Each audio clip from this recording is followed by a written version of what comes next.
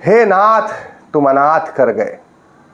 आज कांग्रेस के लाखों कार्यकर्ताओं की हम बात करें, नेताओं की बात करें, कोई दबी जुबान से सही, कोई चुप चुप सही, कोई मन मन में ही सही, लेकिन कोस रहा है कमलनाथ को। उदाहरण है आप, जिन्होंने 6 साल में कांग्रेस को कहां से कहां लाकर दे दिया।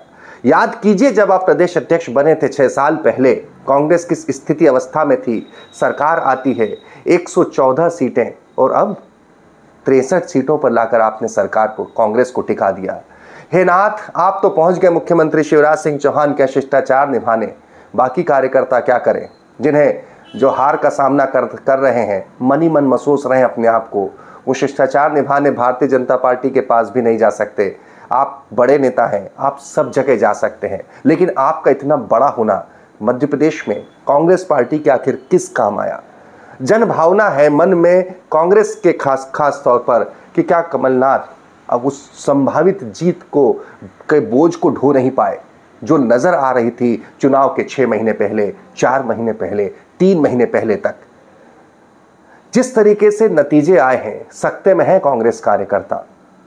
ये कह रहे हैं कि क्या हुआ, कहां एक तरफ जीत की आप मानकर बैठ गए थे कि जनता हमें जिता रही है, हम कुछ न करेंगे तो जनता जिताएगी। अरे जीत कोई चवन्नी कलदार या 5 रुपए का सिक्का नहीं है कि आप कटोरा लेकर बैठे रहेंगे, जनता आकर उसमें डालकर चली जाएगी। हे नाथ, हे कमलनाथ जी, जीतने के लिए सड़क पर उतरना पड़ता है, पुरुषार्थ करना पड़ता है, पराक्रम करना पड़ता है। सड़क पर उतरकर जब विपक्ष अपनी भूमिका निभाता है तो सड़क पर डंडे खाने पड़ते हैं, पानी की बौछार सहन करनी पड़ती है।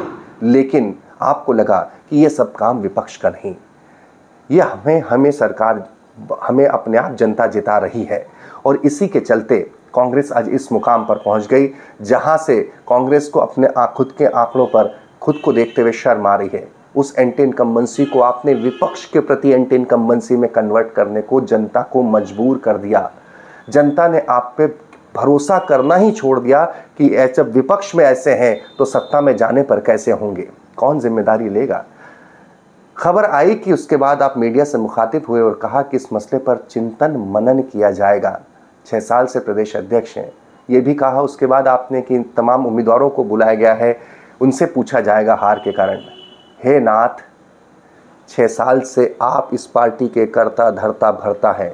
इनमें से आपको 1.5 साल मुख्यमंत्री पद के भी मिले, तब सरकार चली गई, तब भी आपने जिम्मेदारी नहीं ली।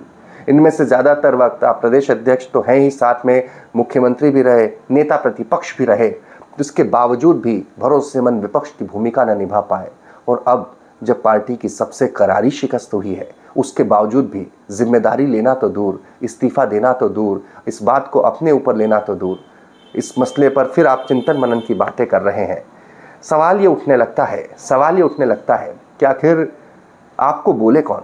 कहा तो ये भी जाता है कि आपका कद इतना बड़ा है कि राहुल गांधी और प्रियंका गांधी की भी हैसियत नहीं कि आपसे सवाल जवाब तलब कर सके। आपके इस बड़े कद का बोझ ही मध्य प्रदेश में कांग्रेस को ले बैठा। आपके इस बढ़े हुए कद के बोझ ने ही मध्य प्रदेश में कांग्रेस का कचूमर निकाल दिया।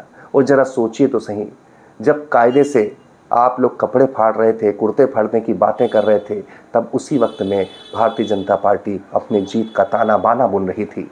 सोचने की बात है, ये शब्द हर कांग्रेसी की ज़ुबान पर हैं, तमाम विपक्ष की ज़ुबान पर हैं, लोगों की ज़ुबान पर हैं। मैंने सिर्फ उस आत्मा को लफ्ज़ देने का काम किया है।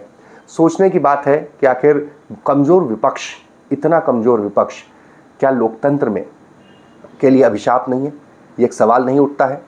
जो पार्टी जीत की कगार पर हो, वो किस मुगालते में चुनाव लड़ती है और कैसे हार का सामना करती है।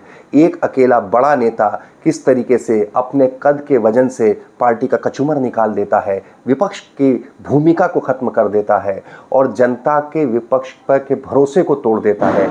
मध्य प्रदेश इसका सबसे बड़ा उदाहरण है और इसके नाथ आप हैं।